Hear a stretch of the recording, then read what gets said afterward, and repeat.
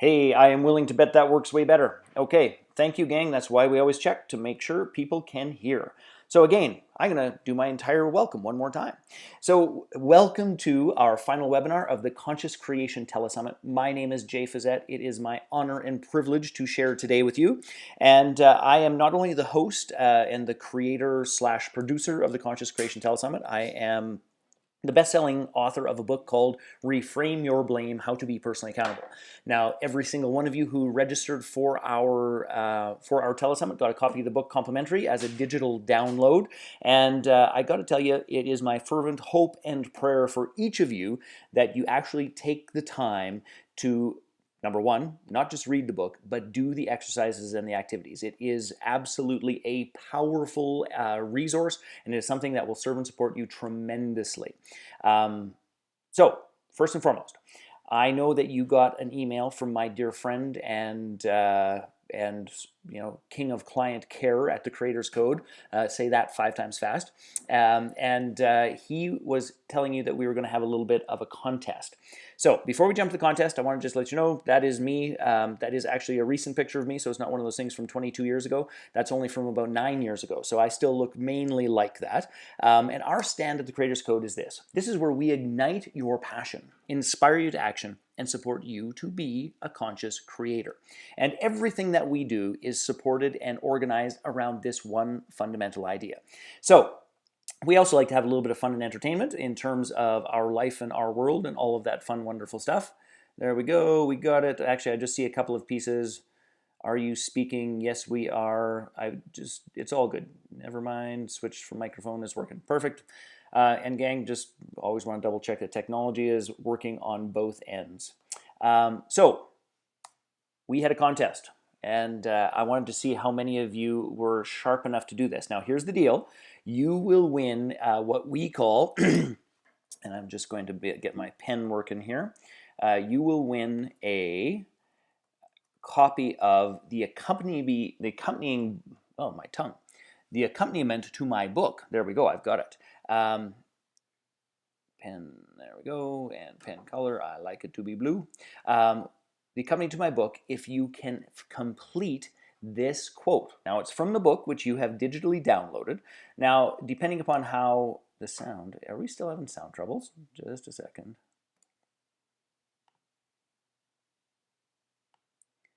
The sound is choppy. Hey, Jacqueline, the sound being choppy may well be on your end in terms of internet viability and capability and all that fun stuff. So if anyone's having some choppy sound issues, based on all of the controls here, it looks like it's fine.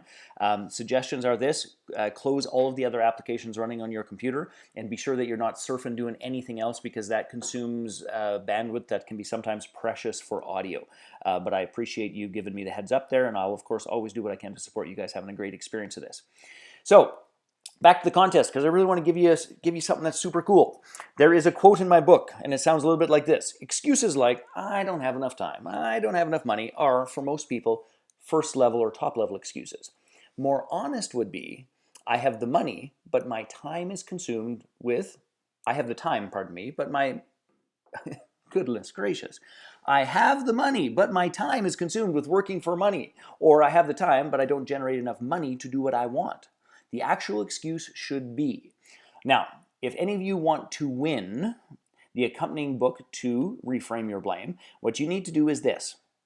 Down in the chat window, you can send me a private message. So there's a little chat window down there, and you type in the message, which is the completed statement of that quote. So there's a final sentence on that quote, which you can find in my book, depending how handy you guys are technologically. It doesn't mean you have to read the whole book, but you might need to know something. Somebody says excuses like, yes, so Kat already has it. You may well have the book quasi-memorized, my dear. You mean like all your other pages I'm looking at? There we go. Oh, I didn't see the contest. You can still actually jump into the contest. So at any point in time, if you send me a note with the completion of that sentence, I will happily make sure at the end of this that Lance sends you the accompanying book, the Reframe Your Blame workbook. So By the way, that was not a little permission slip to go read the book while we're doing this webinar, because I want you all here live, engaged, and in person. So here's how this is going to look. A couple of things. Top of the list is this, is that I want to be of absolute service to you, and I have 1 hour on the clock where I am willing to serve, support, coach, answer questions, anything related to, frankly, the core idea, which is reframe your blame, how to be personally accountable, the core concepts, the ideas. I'm certainly also open to answering any specific questions related to the Telesummit. This is our last complimentary call. Certainly we would love for you to upgrade in terms of the processes. We've got some stellar offers for you at the end. And by the way, even better than anything else, because you were the people that were sharp enough to download my book. Out of the tens of thousands of people that registered, not everybody downloaded the book. It's funny how people will half do something. So we want to reward you for that as well.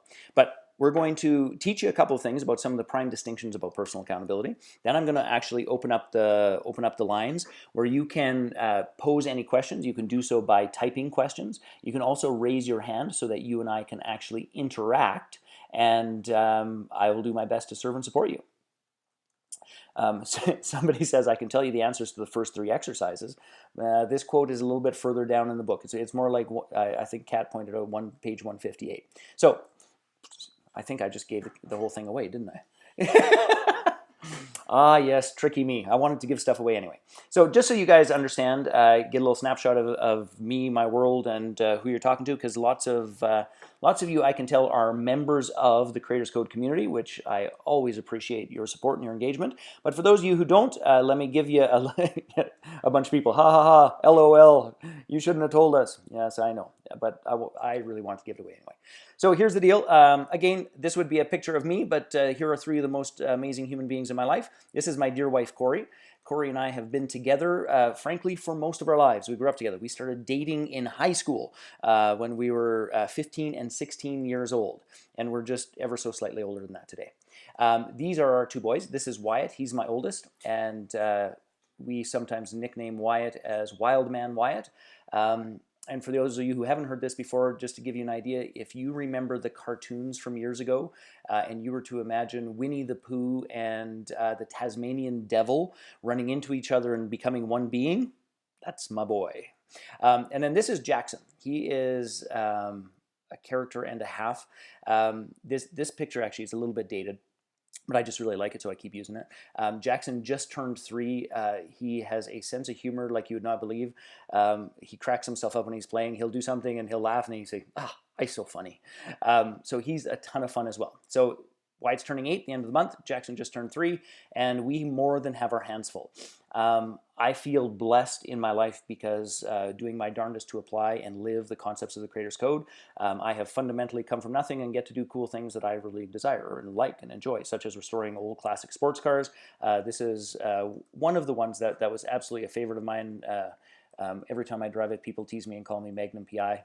And I always call back, "Nice to see you, Higgins."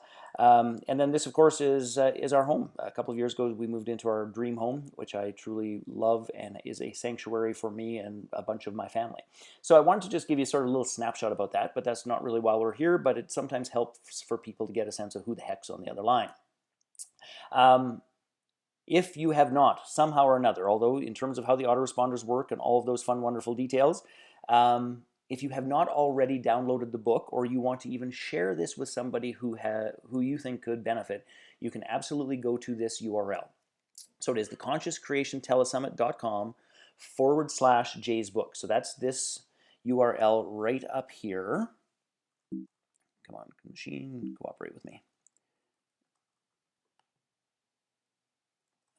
So this URL right up here, and that URL we're going to leave active until after Thanksgiving. Okay, so that's just to make that a point. That's Canadian Thanksgiving, which is this Monday, as opposed to the U.S. Thanksgiving, which for some reason, I don't know why, seems to have it on the wrong weekend all the time. Seems like the strangest thing to me. Waiting for our American friends to comment.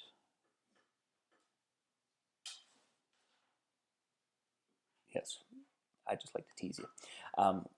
So that'll be up for another 5 days. If you want to share the book, you can absolutely do so. After that, of course, it's available on Amazon, or you can order it direct from us if you want a hard copy and prefer that paper perspective. So let's talk about this book for a little bit. I'm exceptionally proud of the book, and This is what the title of it looks like. I'll show you more about that as we go along, but it has gotten some exceptionally great reviews, and I want to put it in perspective, is that almost every single personal development book that you have ever read since the beginning of time has got some version of, you need to be responsible, you need to stop pointing fingers. There's a bunch of old platitudes. If you're pointing one finger out, three fingers are pointed backwards. If it's to be, it's up to me. Stop whining and complaining, and But here's my honest goodness judgment about that, is that those are a bunch of platitudes that are all in concept and in theory correct, but they don't tell us how. Because when we're in the middle of being heartbroken, we're in the middle of feeling as though the world has done us wrong, when we're in the middle of being hard on ourselves and punishing ourselves for something that we think we should have known better, it doesn't really work to say, oh, just stop doing that.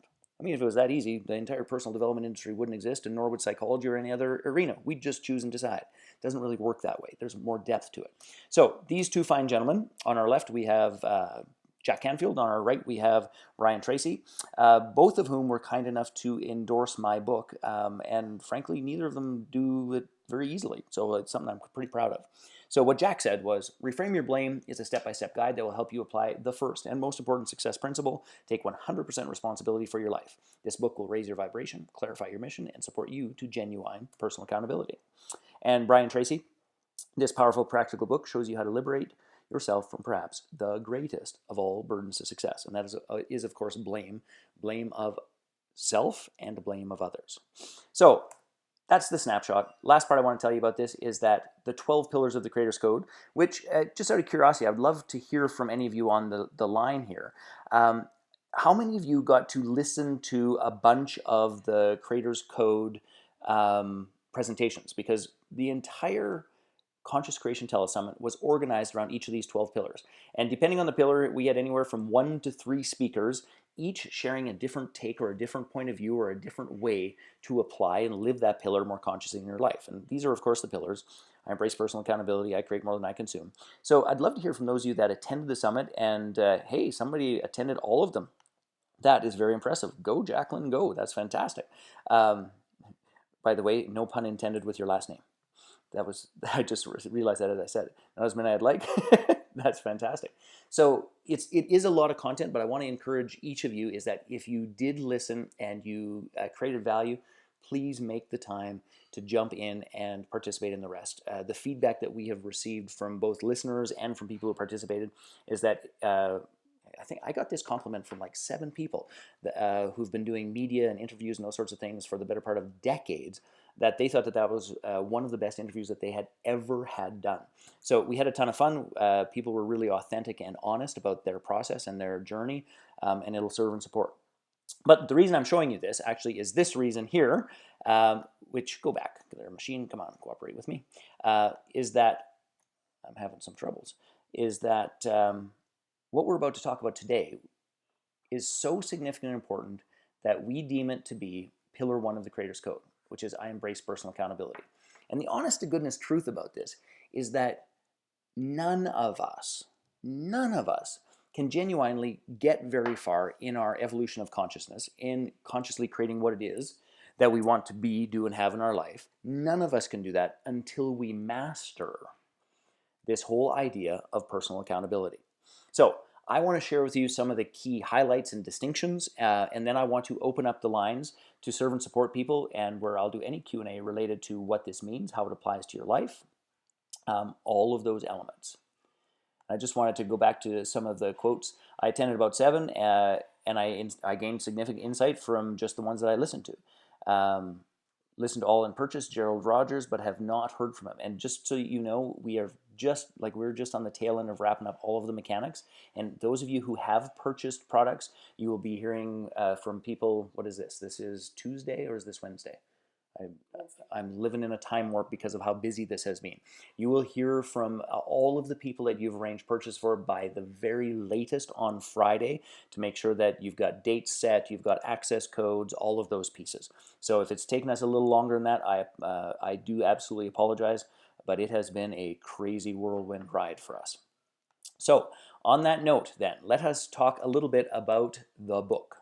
And what I want to be clear about first and foremost is that For those of you that downloaded the book, I know how this goes and I understand how it goes. It's like, oh, it's a freebie. I can download it and I'll put it on my computer and I'll get back to it. You know, I get that. I have an entire folder on my computer of things that I downloaded that seemed like a good idea at the time that I will get around to because it's important, it's significant. At some stage of the game, it needs to be done. I understand. Now, I want to lobby you just for a moment. And I want to lobby you in the same way that I would lobby a dear friend or a sister or somebody who's in my family. And it's this. This is not the same old stuff. This is not some rehashed version of how you should transform a limiting belief. This is not a rehashed meditation of close your eyes and take a deep breath and all's going to be, rainbows and unicorns in your world. What this is a deep dive into the fundamental framing that you hold about your entire life. So please do yourself a favor, and if you've got this book in that folder on your computer, pull the thing out and make a promise to yourself that you will dedicate yourself to reading it and doing the exercises and activities. This is not a reading book. This is, and I give you my word, it's also not light, fun reading. This isn't a parable of who moved my cheese.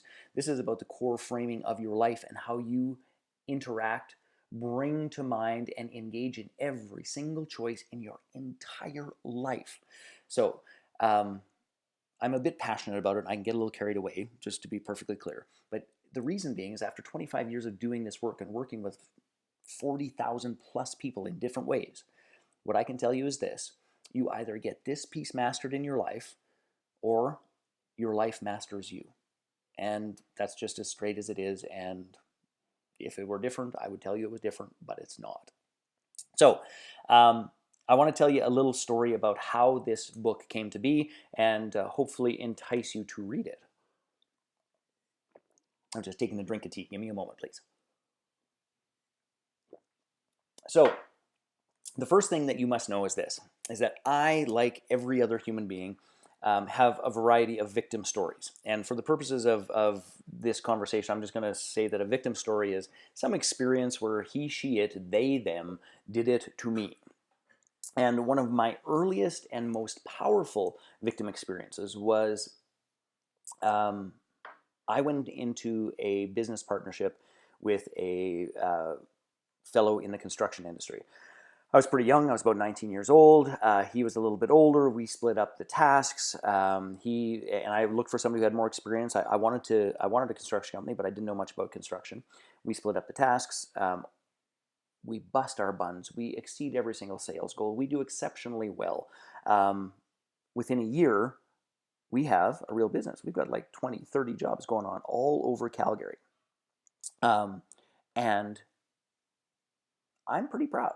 Now, it's not necessarily a ton of fun for me. It cost me relationships, my health. At that point in time, I'd wake up in the morning, go to the bathroom, wait till I sort of puked, and then I'd put my suit on and go to work. I think it was an undiagnosed ulcer. But it was still all worth it to me because I really felt like I was building a future. So what transpires is this goes on towards the end of the first year. My partner goes to the accountant. He comes back and he is white as a ghost. And he was this olive-skinned Polish fellow. He comes back and he's mumbling and grumbling and I can't really understand him. And it's like, what's wrong? And he said, bad. And I finally pull out of him that he's been at the accountant all afternoon. We are insolvent, which if you don't know what insolvent means, it means that we're a half step away from bankruptcy because all of our capacity to bring in any money and all of our obligations to pay for the completion of the jobs, there's the Grand Canyon of difference between those two things. And we're fundamentally broke, and I stand to lose everything. I had invested all of my money. I had sold my little sports car to get a boring car that I insured in the company's name. And at the end of the hardest year of work in my entire life, I ended up with the grand total of zero. It had cost me my health, it had cost me my relationships, and it cost me all of my money, including the savings I had before the business. So that was not a pleasant experience and one of the greatest and royal kicks in my ass of my life. Now, before I go any further, what I'd love to do is this. I'd love to hear, does anyone else here have any sort of rock your world, kick you in the ass, difficult experiences where, for example, in my case, after working for a year, my business partner mismanaged / took off with a whole whack of the cash and I got left with nothing. And quite literally, got screwed. Does anyone else? And by the way, it doesn't need to be that dramatic if you lose every red cent on planet Earth. It could be that somebody that you loved let you down. It could be that you were brokenhearted. It could be that you felt taken advantage of or slighted at work. Heck, it could be you got that new car and you parked in the far corner of the parking lot and somebody dinged you. I mean, it could be, or you got shortchanged in the line at Safeway.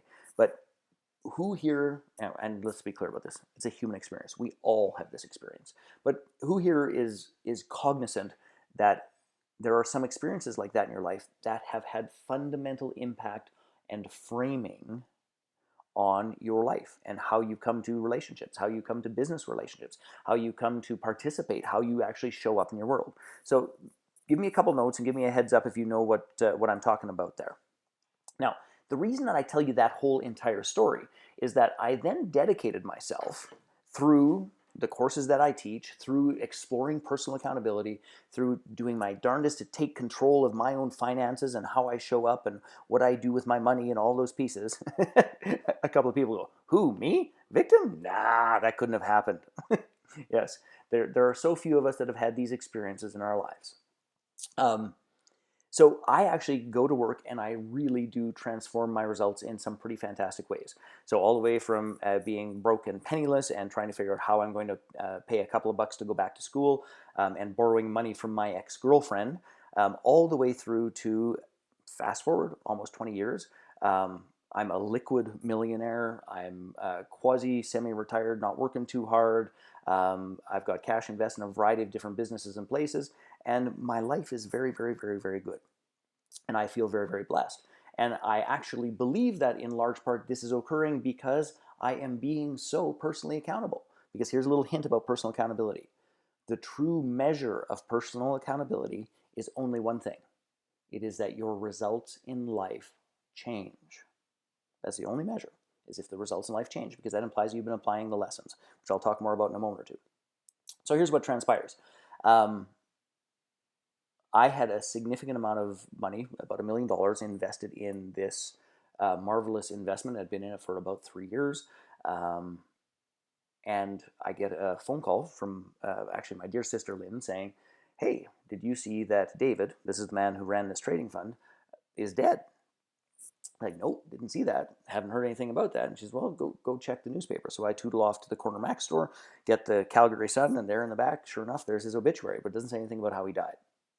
And here's what transpires, is that, and this is quite god-awful, his wife went off to get groceries. He put his 2.5-year-old daughter down for her nap and went down into the furnace room, hung himself, and killed himself because this entire trading fund wasn't really a trading fund. It was a Ponzi scheme. Now, my heart goes out to his daughter and his wife and all of those pieces. And if you read my book, you'll actually see that this book is dedicated to him and the lessons that he helped me learn.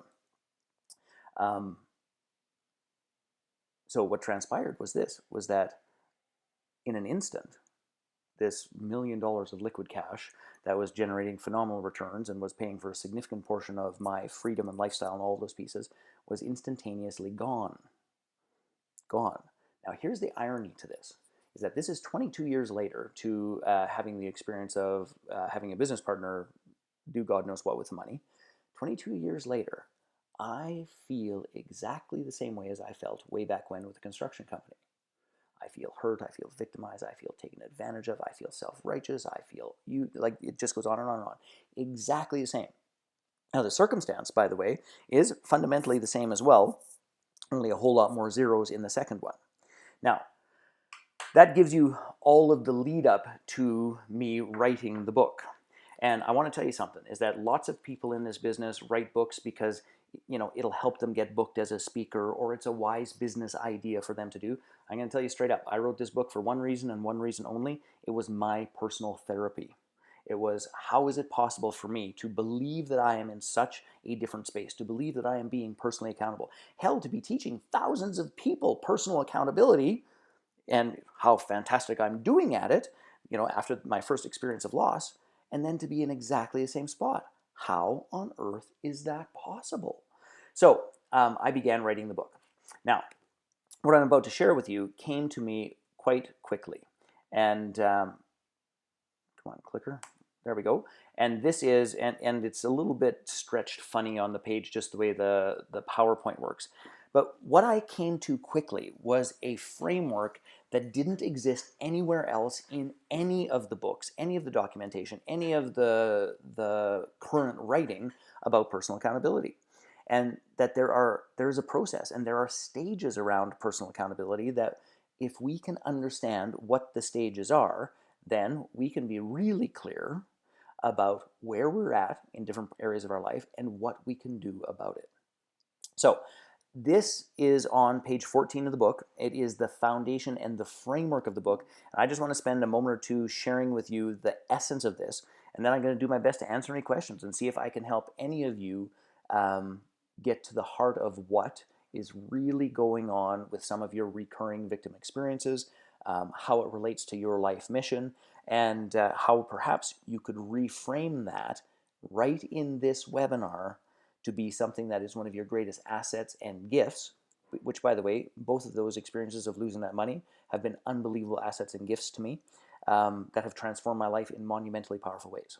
So, first and foremost, in terms of the story, in terms of following along with having victim experiences where some external he, she, they, them may not have done it the way you wanted or any of those pieces, is there anyone, are there any clarifying questions? Or if you're with me, give me a, so that I know that you're following along and I'm not losing you, give me a yes, I'm with you, yes, I understand, dedicated to becoming personally accountable, want to know my life mission. Give me a little heads up here, gang, about where you're at and how it's going.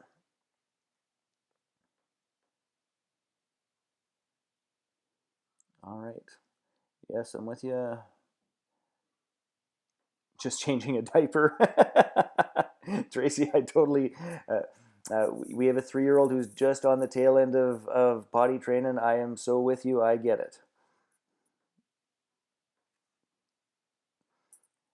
That, actually, I'm sure I could write a whole nother book about potty training, but it would not be an instructive one. Now, Joanne Wilson, I see that you popped your hand up here. I'm just going to unmute you. I don't know if that was by accident or not, but I just want to make sure I can serve and support you. Hey, Joanne, how are you? Was that a hand raised by accident, or or can I serve and support you?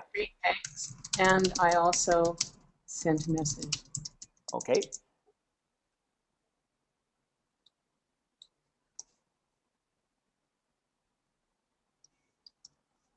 Great. Okay. So we're with it. We're following along. Fantastic. Okay. And Debbie, I'm just unmuting you. Debbie, all good? How are you doing?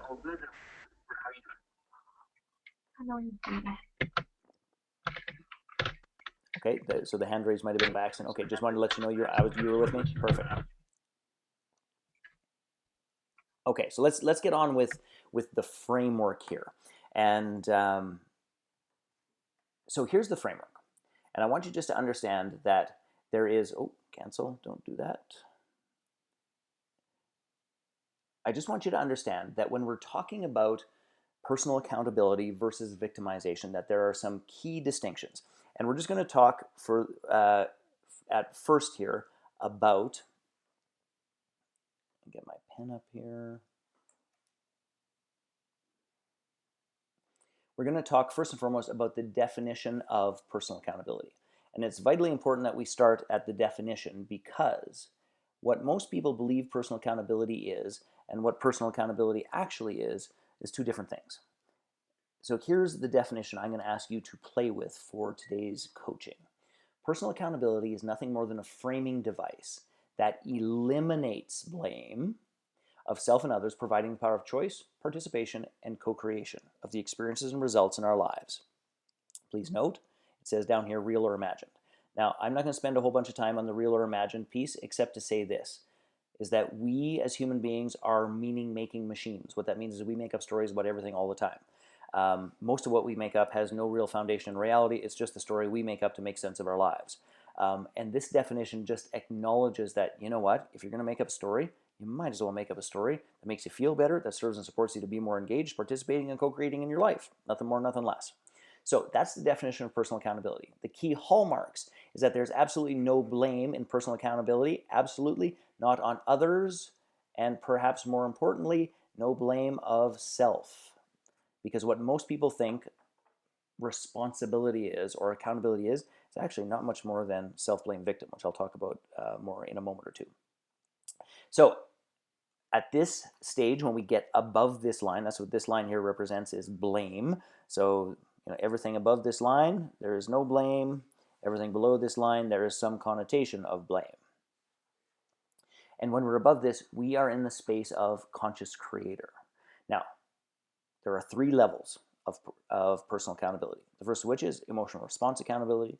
Next of which is practical accountability. The top of the list is spiritual accountability. I'll come back to all these. I just want to give the overview first. Below the line, everything has some connotation and some element of blame, some way, somehow.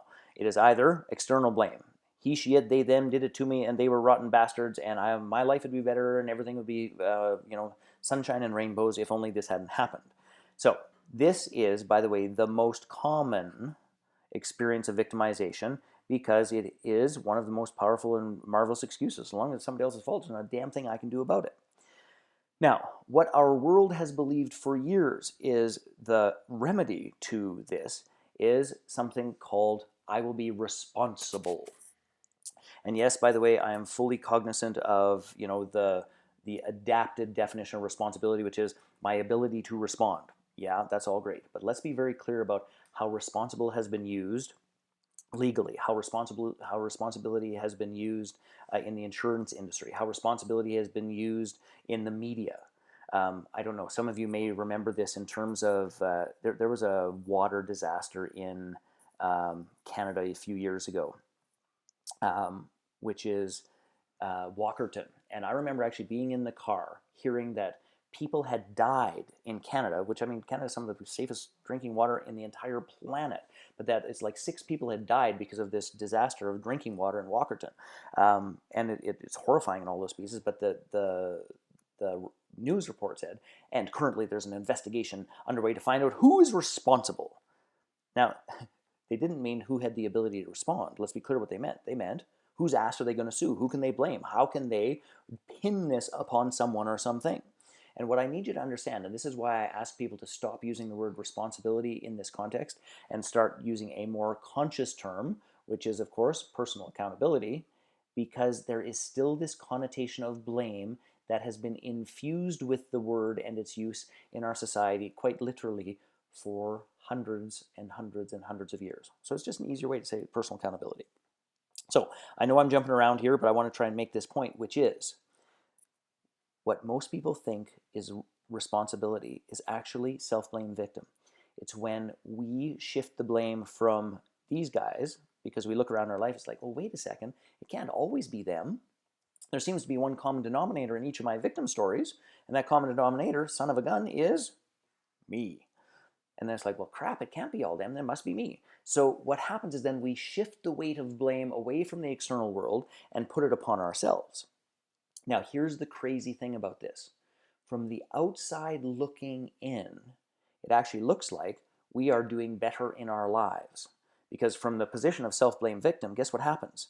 Because it's like, oh, I made bad or silly choices, my life's my fault, I did something wrong. What happens here is that we actually start taking action. We start moving. Over here, there's almost no action with external blame victim because there's nothing I can do about it, it's all other people. But over here, it's like, well, hell, if it's me, then I could try and do something about it. So we bust our buns, we work really hard, we try a bunch of things. And the outside world says, wow, Sally, Bob, or Joe is waking up. Look, they're actually doing something. Good for them. Yay, they're being responsible. Except the experience or the feeling of it still feels, pardon my language, gang, but still feels like shit. Because now what's happening is we have the weight of the blame upon us, and we're using that to get us to move. And if any of you have ever used negative consequences and the weight of blame and guilt to get you to take action, you know that the action can look good for the outside, but the inside feels like crap. And by the way, in terms of our world, the entire personal development industry, guess where most people are landing? Is with a foot in this little arena here of self-blame victim. So we understand external blame victim. Self-blame victim is where we carry a big stick, where we're hard on ourselves, where we punish ourselves, where we feel guilty, where we don't measure up, all those pieces. Now, this one here is one of my favorite levels of victimization simply because it's actually pretty darn close to becoming accountable. And this is this position. I cannot always control or influence the events of my life, but I always have choice about how I feel about them and how I will respond. So that's the intellectual piece. In fact, a self-righteous victim is quite sure they're not victimized. They actually talk a lot about accountability and personal accountability and responsibility. But here's what happens. They have an intellectual understanding, but there's still the emotional hook that lets them have this little hook of blame of myself, of others, for my world, my circumstances, my situation. So I'll give you just a brief example of that so that we're on the same page. And by the way, we're going to get to questions here in about 4 minutes, gang. One of the greatest examples of this was there was a gentleman that I did some work with who, he, honest to God, had a pretty horrific life. And he had a pretty horrific life in a very religious family. And,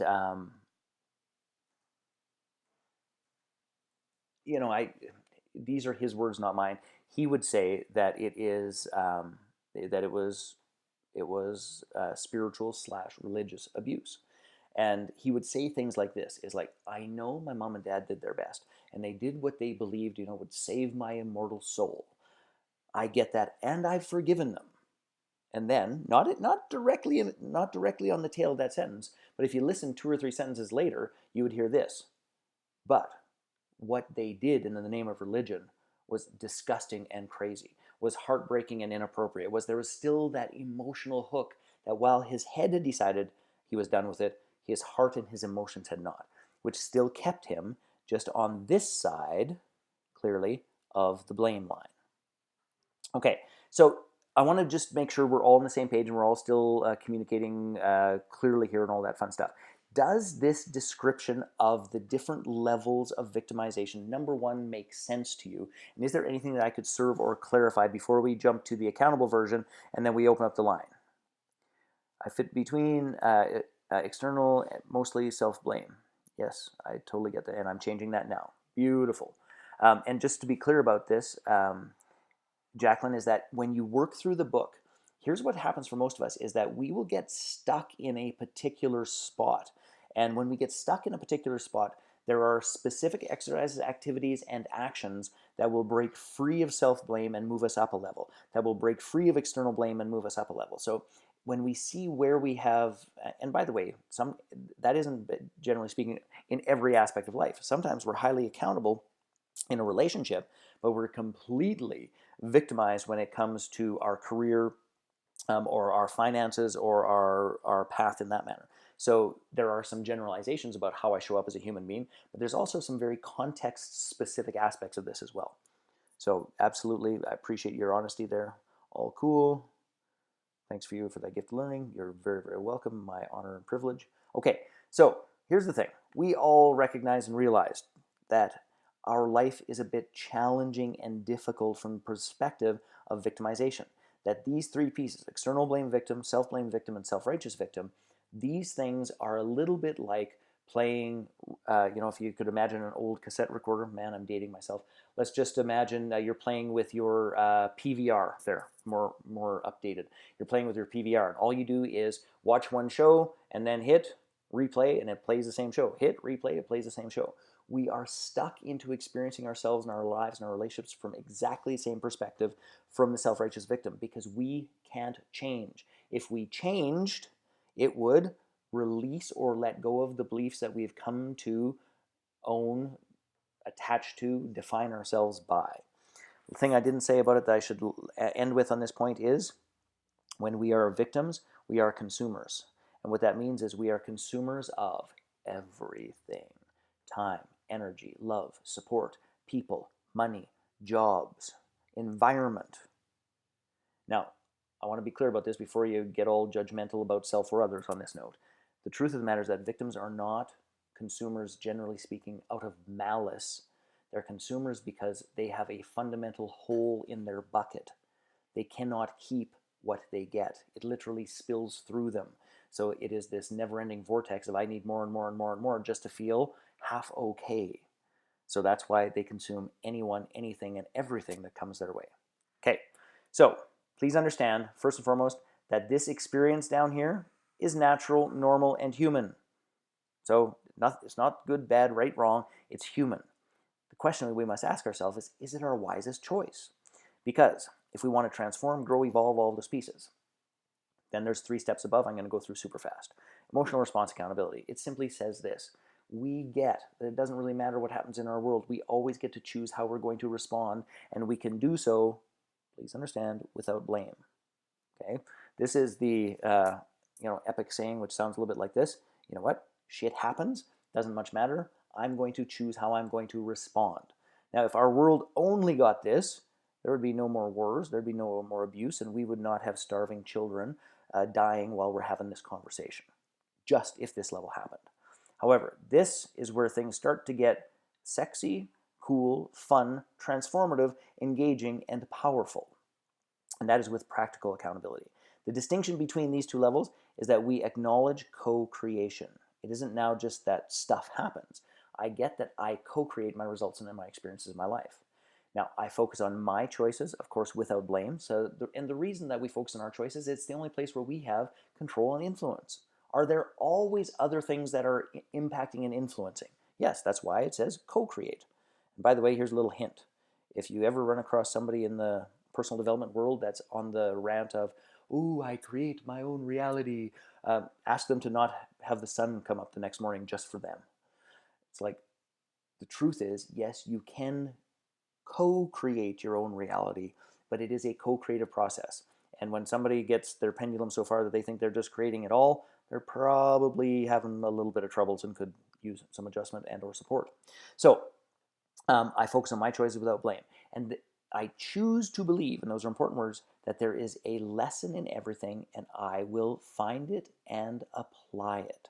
So what that means is, in my book, going back to, and you're going to have to read my book to find out the answer to what the lesson was in terms of losing every red cent I had on planet Earth again. But I choose to believe that there was one of the most powerful and meaningful lessons that happened a second time with a different meaning, but certainly related because it's an issue that I had to deal with. It's one of the most powerful things. Now, here's the thing. For how many of you are you working on discovering your mission, your unique gifts to share with the world, why it is that you're really here? And if you are on that process, I want you just to give me a little note. My goal is to be spiritually accountable. Fantastic. I want to be superhuman. I have the power. I love that. That's cute. And by the way, I think that when we get ourselves simply into an accountable space, we have the powers of what appears to be superhuman, because most people are so drained, so anchored, and so stuck by victimization that anybody who actually truly genuinely gets personal accountability does look like a freaking superhero. There's no question about it. Okay, so here's the part, this whole thing about mission. This is the underlying premise to my book. And I want you to hear this as clearly as I can say it, which is this. Every single recurring victim experience. And I just realized that when I set the little image here and was trying to square it up, that I did not put the definition of victimization at the bottom here. So let me read it to you. Victimization is a frame of reference, experience, or belief, real or imagined, internal or external, involving blame that removes, distances, power, choice, and action, consciously or unconsciously. So I want you to be really clear about this. The short version of that is, it is anything that involves blame that distances or pushes away power, choice, and action. So some of the most significant victimization, by the way, that happens in your life isn't what happened in your world, isn't the traumatic event. It is the ongoing dialogue, the negative self-talk, the story that you tell yourself about it in your head and how you carry it forward in your life. So here's the theme, here's the idea, here's the core message of the book, is that every single recurring victim experience of your life, on the other side of that victim experience, there is a clue to your life mission.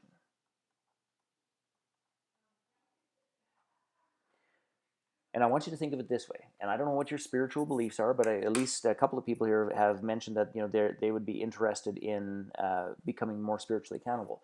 So think of it this perspective, is that if all of our victim experiences was nothing more than God, Spirit, universe, great aardvark in the sky, whatever your beliefs happen to be, what if it was just a little knock on the door that said, hello, hello, here it is again. And on the other side of this pain, on the other side of this difficulty, on the other side of this piece that you keep distancing power, choice, and engagement from, is the whole reason you're here on planet Earth. It is the very reason that you came here. It is your mission to share with your community, your family, your children, your love, your life. That's why you're here. That's what you're up to. And if you began to actually do the work, and by the way, if you have scanned through the book, you'll notice that the very last chapter or the very last segment of the book is the life mission worksheet. And if you, and by the way, it doesn't work if you just jump to the life mission worksheet. You got to do all of the work that leads up to it. But I give you my word, if you did all of the exercises and activities, by the time you finish this book, you would have clarity about your life mission as delivered to you from your victim experiences, some of the most difficult and challenging things that, honest to God, will change your life. So then, the third and top part, which is spiritual accountability. Now, spiritual accountability is best described by this perspective. I am a spiritual being having a human experience. Just to be clear, I am not a human being who has the odd spiritual experience. My purpose here is to experience myself, remember who I am, and evolve at a spiritual level. I co-create everything based upon this. And this would be the statement that demonstrates this everything most powerfully. I chose my parents, and I will choose the time and place, the method of my death through every choice I make my entire life. So what that simply means is this, is that there are no accidents, there are no miracles. We are engaged in it all. We're engaged in it all. Now, spiritual accountability. Please understand that we don't know what happens on the other side. Lots of stories about it. But this is something that I choose to believe, and I choose to believe it for one reason only. It helps me to be a more powerful, engaged, empathetic, and contributing human being while I'm here on planet Earth. That's why. Nothing more, nothing less. Now, you may not have a spiritual bone in your body from your perspective, and it doesn't matter. You can still transform your life and your world from the perspective of practical accountability. But if you see the spiritual component to it, I would encourage you to explore that as well. Now, I want to do a little sort of star/warning here around spiritual accountability, which is this. Be aware of the spiritual bypass. And the spiritual bypass simply takes this perspective, is that, oh, it was supposed to be that way. Oh, yes, there was a spiritual message in it for me. Oh, yes, now I get that I'm a more evolved being. But it never gets translated into the actual lesson and how you can change/shift your way of being and what you do in this human form. If you are spiritually accountable, I always say to people, great. And how does that translate into the practical accountability? Because, by the way, spiritual accountability includes these. It is not separate from, it includes these. So what's the translation into your right now lived experience? And if people can't answer that, then truly they weren't being accountable. They were just doing what we call a spiritual bypass, which is going, oh, it was supposed to be that way. Oh, I just understand how it's supposed to be. Oh, let me balance a crystal in my head. And oh, after I prayed, it's all well and fine. But then nothing actually shifts and changes. All right, gang. So that is the overview of the evolution of personal accountability. Um, oh, thank you, Jack. That I was just getting a comment. So glad that our paths have crossed, and thank you to Lisa Turner. Yeah, I just love her. She's so cool for that. Many new avenues for growth. That's absolutely true. So I'm going to open up the lines. You can absolutely make post a quick question. You can certainly raise your hand. I'm happy to answer any questions about the evolution of personal accountability, about how it applies to you, about how you may begin to interpret your life mission. And I will do my very best to be of service to as many people as I can, because honest to goodness, if you can begin to live your life up here, honest to goodness, everything changes. Everything, everything, everything. So, brief opportunity for a Q&A. Anything related to personal accountability, life mission, any of those pieces? All right. So, Debbie Press, I see your hand up. I'm going to unmute you coming now. Hello, Debbie. How are you?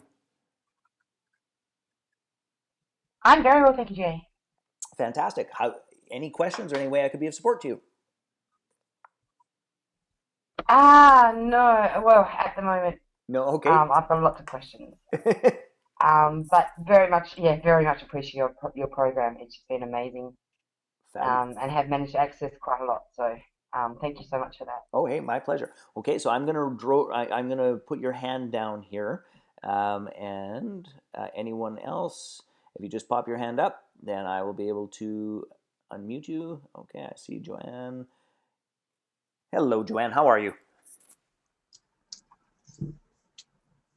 Huh. How could I be of service, Joanne? Can you hear me? Perfectly. Oh, wonderful. Well, my biggest struggle is being accountable when others are not. Yes. I struggle with that on a regular basis. So what? Most recently, I'm on my condominium council, and people show up at meetings, but that's all they do is show up, and they do not. They're not accountable. Okay. I find it difficult. So I want to. This is a really great comment, but I want to make sure that I fully understand it, Joanne, before I jump in. Okay. So when you say that they're not accountable, you mean that they show up to the meetings, but they don't do anything in between that they said they were going to do. That is correct. Okay. So I want And to they show up at meetings and they don't even take part. They check their phones or whatever. understood. Understood. So I'm going to mute you again just so there's no background noise, and then I want to draw a really powerful distinction. Okay. Thanks. So Joanne brings up an unbelievably powerful piece, and I have a bone of contention. I should explain, gang. I have certified, over the last 25 years, hundreds of coaches and facilitators, and I have a bit of a bone to pick with the coaching industry, because if I see one more coach, posting, "I'll hold you accountable," I'm gonna poke my eye out with a fork. I'm clearly exaggerating, but it, it and it just drives me squirrely, because there is a big distinction between helping somebody keep their agreements and holding somebody accountable. So here's a distinction I'm going to ask each of you to play with, which is this: keeping an agreement and being personally accountable is two different things, because personal accountability is a framing device. It's how I view something and it's how I feel about something. Keeping an agreement is an actual observable trait that we could line up a 5-year-old kid and say, "Hey, Bob said he was going to re-roof the condo in the next 3 months, and then 3 months later, is there a new roof?" And the kid would say no, and we'd know that Bob broke his agreement. But it's not keeping or breaking the agreement is not related to accountability. So let me give you an example that I hope makes some good sense to you. So it's possible to keep an agreement and be victimized. It's also possible to break an agreement and be personally accountable. Here's how. So I actually know a woman who was a single parent, had to get her kids off to school, and was supposed to show up at work at 7 a.m. And for that to work, actually, because of traffic and bus schedules and all that fun stuff, she had to get up at 5 a.m. Now, if she could show up at work at 7:15, she could probably sleep till about 5:30ish. She'd get a whole another half hour sleep, and as a single mom, I'm sure any of you can appreciate. Hell, I'm not a single parent, and a half hour sleep would make a difference to me. So she goes to her boss and she says, "Look, can I come in 15 minutes late? I promise I'll stay 15 minutes late. You'll still get that amount of work out of me." No, no, no, no, no. The policies are 7 o'clock. So she religiously gets up at 5 a.m., shows up at 7 a.m., walks through the door of the place where she works, and feels victimized, taken advantage of. Why couldn't the rotten SOBs just let me come in 15 minutes late, and hell, I'd work a half hour later, but they won't do it. So she keeps the agreement but feels victimized about it. Now, conversely, it's not entirely possible for somebody to break an agreement, and whether that's on your condo board, Joanne, or somewhere else, to break an agreement and to show up and then to say, "Look, I said I was going to do X, and I did not. I acknowledge that that is the truth of it, and this is what I'm doing to make good on it, to repair it, and to get us back on track. I'm sorry, it won't happen again," where that person is absolutely personally accountable for it.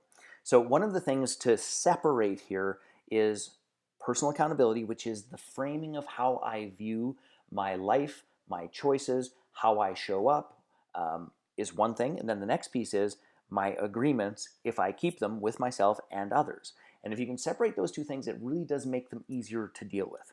So Joanne, I hope that makes some sense to you, and would love to, if you could just type a little note there. I'm going to move on to our next question with Jacqueline, and I'd love to hear if that made any sense to you and if that serves and supports.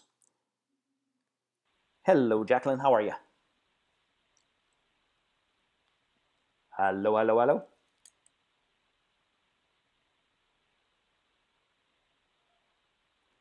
All right, Jacqueline, either your technology isn't working or your hand went up in error. Going once, going twice. All right, 3 times gone.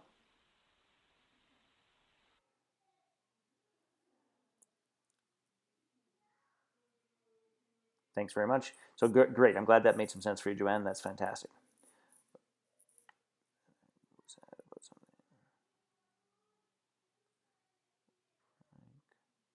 Okay. Husband washed the mic. Doesn't quite work out so quite as well. Okay, I'll unmute you one more time, Jacqueline, just see if we get lucky. Testing, testing. 1, 2, 3. No go. If you type the question, Jacqueline, I'm absolutely happy to serve and support answering it in some way, shape, or form for you. All right, gang. Anyone else? Any clarifying questions about personal accountability, about defining mission through victim experiences, anything else? Going once, going twice.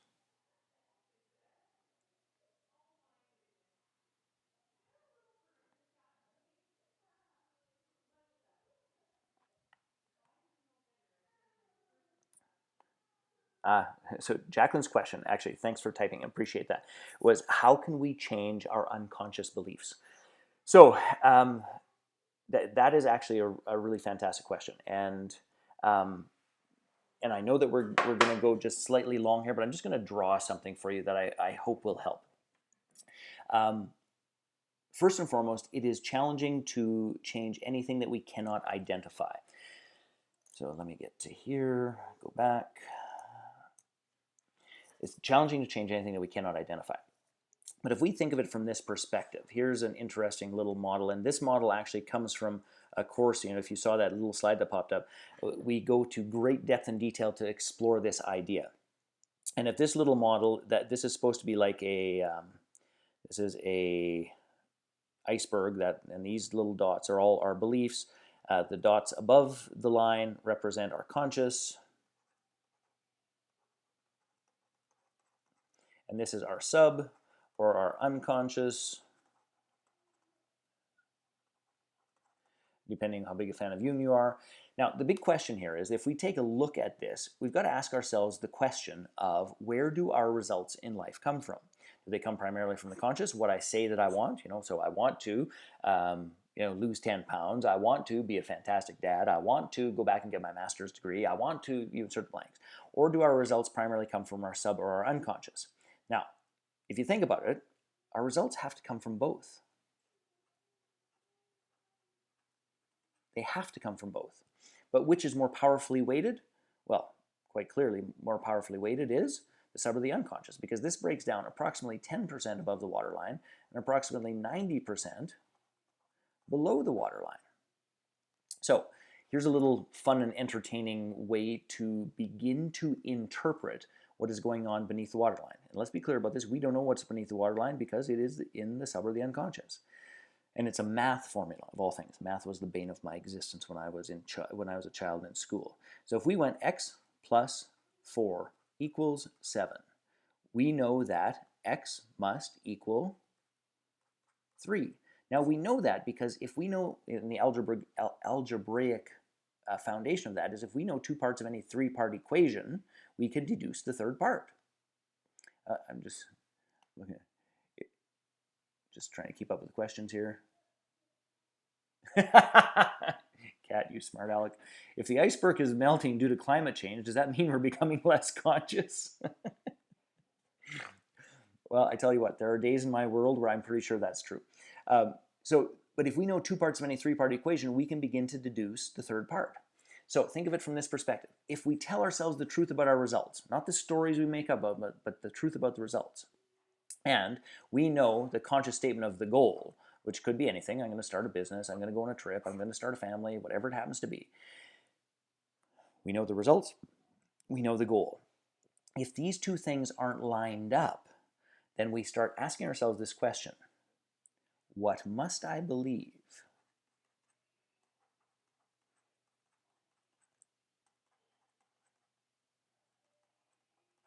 to have this result? Another way of saying that is, what must be operating at a less than conscious level that is influencing the results? Now, that is step one. Now, there's obviously, Jacqueline, way more steps to this. And we go into great depth and detail in all of our online courses and programs, in our interactive webinars that we go through, all of those pieces that we dive in deeper to this. But what we must first and foremost identify is, what must I believe to have this result? And I start really exploring and beginning to shed some light onto the previously, hidden, less than conscious. And then we start exploring what needs are being fulfilled. And this is this idea of payoffs and protections, which, by the way, there's a bunch of exercises and activities in the book in section 3 and 4 around payoffs and protections that will begin to answer the question of, if this is what I believe, what role is that playing in my life? So let me give you one little quick hint, going back to this whole idea that we've been talking about tonight of victimization, is that victimization is, in terms of a fulfilling payoff or protection for our belief system, it's an excuse. It's an excuse not to risk, and it's an excuse not to be personally accountable. So what it lets us do is stay safe, disengage, let us watch from the sidelines. That is what transpires there. So on that note, I just want to say, this is your starting point. And then I want you to ask the deeper question. I know that you're already working through the book, so I'm just going to steer you there in terms of the answers to more answers to that question, which is, once we figure out what the belief is, then you ask yourself, what is the payoff or protection? And we have a whole series of remedies that help release these beliefs cleanly, simply, and powerfully. And that, of course, is, shock of all shocks, most powerful in person. Because then we get to work on it in a context that we can set up a bunch of experiences, activities, and experiential processes that surface these pieces in quite beautiful ways. Payoff or protection. Let me just finish this so we can see it. Okay, so gang, for time-wise, I've got to wrap this up now. I do really appreciate the quality of the questions. Actually, I just see there's a whole bunch more came in the last little bit. Jay, when's the next gift course in Calgary? It is November 22nd, 20th to 22nd in November. It's actually in Edmonton this weekend, so Thanksgiving weekend in Calgary, so Thanksgiving weekend in Canada. So if you wanted to send somebody up to Edmonton, you could absolutely get there as well. And November 20th to 22nd in Calgary is the one coming up. Now, just on that same note, thank you for those tickets, but you're absolutely welcome. All right, so here's the thing. I promised everybody who was actually doing the work of the actual book and all that stuff some special crazy deals. So I'm going to give you a special crazy deal. So on this whole point about if you've been moved by the summit, if you're engaged in personal development, the whole question is like, what should I do? And I understand there's competing offers and ideas and people, and there's more brilliant people doing this kind of work today than there ever has been, and thank goodness. Because the truth is, everybody needs to hear the same message from different people at different times for different reasons. So here's the thing. Stay in the work. So figure out a way to continue. And here's my direct request to you is, if you want to do more work with the Creator's Code, I have an offer for those of you that are actually engaged in the book and doing the work of the book that I think is going to curl your hair, and you're going to be really pleased with it. So here's the thing. Jay's crazy offer, written by my dear friend Lance. This page will be up for 24 hours only. And here's what it basically boils down to, is that the gold program, which was $397, is now $97. The platinum, which was $997, is now $197. If you pay it in one, or if you pay it in two, if you need to split that up, it'd be $99. 2 payments of $99. Now here's what that gets you. I just want to jump down to a couple of pieces here because you can see it on the little split screen here. So what you get is access to all of the resources that were free, of course. Plus, you get access to the calls for a year. Plus, you get access to the Creators Code digital library, which, by the way, that digital library, it says a value of $397. But the truth is there's way over $3,000 of courses, workshops, programs in that unbelievably comprehensive location. And that, if you just did that, honest to God, it would transform your life. You get 1-year access to all of our live monthly webinars. So I do this type of a webinar every single month, each of the month focused on that pillar of the month. So we jump into a deep dive into personal accountability, of course, on January, pillar 1. This month we're going to deep dive into spirituality and a spiritual practice.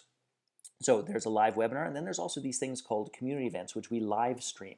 Now this isn't just backstage, watching a video. We've got some of the coolest software on planet Earth where when it comes time to do exercise and activities, we can split you up into what we call a dyad, which is working with one other person, with another person somewhere on planet Earth. So you could be doing a dyad with somebody from Los Angeles and Australia all at the same time while we're doing it live and in person in Calgary, all running simultaneously. It's really quite astounding and powerful. But this is the kicker, is that you can get 1 ticket to the gift. And the gift is our 3-day transformational program. Now, this is the program that we have been delivering in various forms for 25 years. We've got tens of thousands of graduates, and most of those people paid $1,000 for this course. And I want to be clear about this. We're Canadian. This isn't one of those things if it has a value of $997. I have a database full of tens of thousands of people who paid $1,000.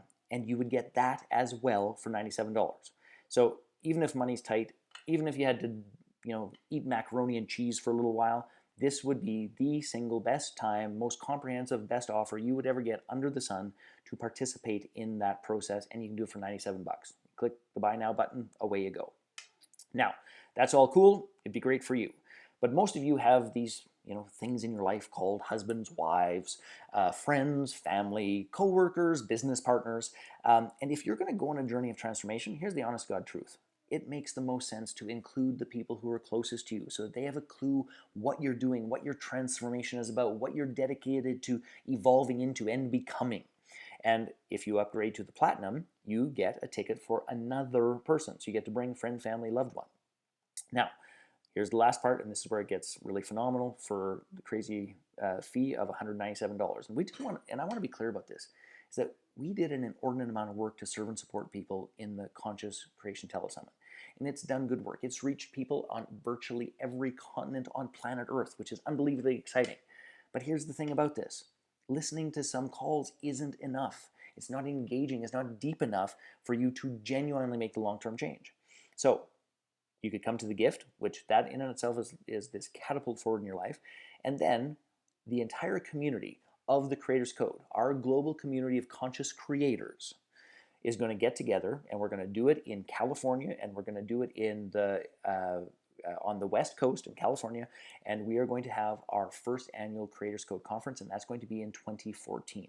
And you would get a complimentary ticket to that, and those are going to be $997 as well. We've got a ton of guest speakers. We've got a ton of what we're going to call mini workshops. So this is not going to be a selling from the stage event. This is going to be a live conference, mini workshops, dive in deep to the pillars, and leave with a new, brilliant, and beautiful perspective on your life. So here's the thing. From the bottom of our heart, we would love to be of more service to you, and we would absolutely love for you to engage with us. And what I can tell you is this. We will exceed your expectations. We will over and over again do more than you expect, and we want you to be a member of our community. And our world needs more conscious creators like you. So let's work together, let's support one another, and let's manifest the change in our lives and in the world that we desire. So that was my request for your continuation. And yes, I understand if you're in Australia or anywhere else, it's like, oh my goodness, I might have to travel to attend the gift. I can almost assure you you're going to have to travel to attend the gift. But I tell you what, take a week's holiday, do 3 days of the gift, and it will be simply the most life-changing, meaningful experience of your life. It'll be one of those turning points that you'll look back to and say, that's the weekend win. So I give you my word, save your air miles, get your butt in the chair. The truth is, you've already saved the entire price of the course, so spend some money on airfare and get your buttons in the chair and enjoy it. That is it. Are there any questions I can answer about the offer? And I know that there was one other question, Kat. Yay. P.S. I'm not a crazy stalker. Well, if you were, you wouldn't be the first or last. Can I still get that in February after Lisa's course? And I want to come see you. So at this price point for that $97 piece, we're just doing that for 24 hours just because it was just this crazy thing that we want to do for, especially for people who are really working the book.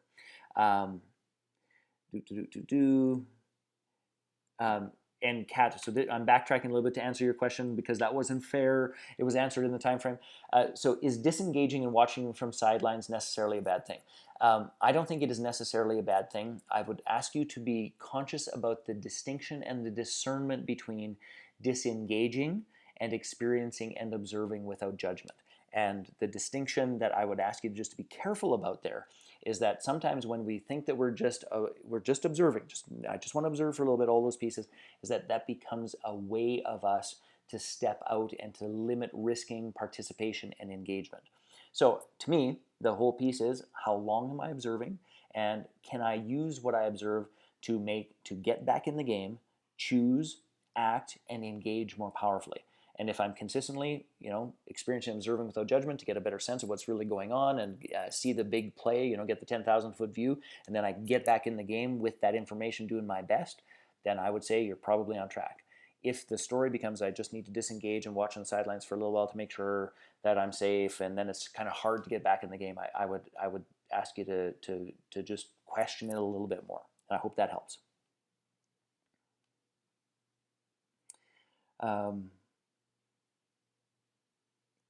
Cool. All right. So on that note, gang, we have gone a little bit long, and I want to thank you for spending a little bit of extra time with me. I do hope and trust and pray that was valuable to you. And what I want you to do is I want you to thank you. In terms of, is there a code to access the special? That would be super helpful, wouldn't it? Let me actually get back there. There isn't a code. All it is, and it is this URL, consciouscreationtelesummit.com, upgrade 24, and that's for the 24 hours we're going to post this. And I am going to actually just put that down in the chat window. And so if you all open your chat, so in that little control box at the bottom, you'll see chat. If you put that little window down, you can see that the URL is right there, and you can just click on it. So did that work for you, Helen? I just want to make sure that made some sense to you.